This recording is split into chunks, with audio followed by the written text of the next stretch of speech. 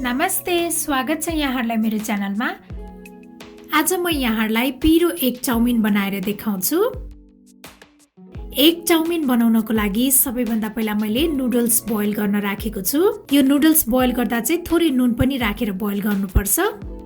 हाम्रो नुडल्स राम्रोसँग बोइल भइसकेको छ। मैले यो नुडल्सलाई चिसो पानीले राम्रोसँग पखालेर अनि माथिबाट तेल लगाएर लिएको छु। त्यस्तै मैले एउटा बाउलमा 3टा अन्डा राखे।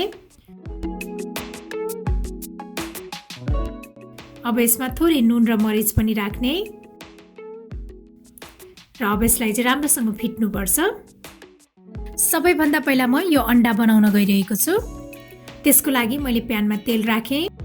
अब यो अन्डा पनि राख्ने र अब यो अन्डालाई चाहिँ यसरी चलाउँदै पकाउनु पर्छ। हाम्रो यो अन्डा पनि रेडी भइसकेको छ। मैले यसलाई एउटा प्लेटमा राखे।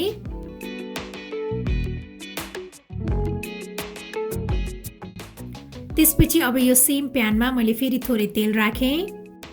मैले लिएको छु लाम्चो पारेर काटेको लसुन, हरियो खुर्सानी र प्याज। अब यसलाई पनि राख्ने र यसलाई चाहिँ एकैछिन भुट्नुपर्छ। त्यसपछि मैले लिएको छु लाम्चो पारेर काटेको गाजर, क्याप्सिकम र बन्दा। अब यसलाई पनि राख्ने। अब यसलाई एकपटक मिक्स गर्ने। त्यसपछि मैले यसमा थोरै नुन राखे। अब यो भेजिटेबल्स यतिको भएपछि मैले यसमा राखे 1 ठुलो चम्चा सोया सस, आधा चम्चा जति भिनेगर। त्यसपछि मैले राखे चिल्ली सस अनि टोमेटो केचप। अब यो सबैलाई राम्रोसँग मिक्स गर्ने। त्यसपछि मैले यसमा राखे अघि हामीले बोइल गरेर राखेको नुडल्स। अब यो सबैलाई राम्रोसँग मिक्स गर्ने।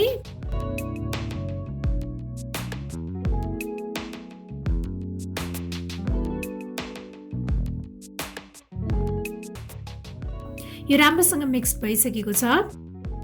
त्यसपछि मैले यसमा राखे हरियो प्याज।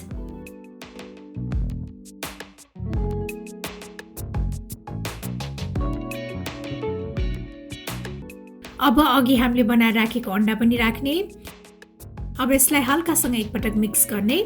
अब यतिको मिक्स भइसकेपछि हाम्रो यो पिरो अन्डा चाउमिन चाहिँ खानको लागि रेडी भइसकेको छ। मलाई आशा छ यहाँहरूलाई यो एग चाउमिनको रेसिपी पक्कै पनि मन पर्यो होला। र मेरो अरू यस्तै रेसिपीहरूको लागि प्लिज मेरो च्यानललाई सब्स्क्राइब गरिदिनु होला र मेरो भिडियोलाई लाइक, शेयर र कमेन्ट पनि गरिदिनु होला। Thank you for watching. Bye by.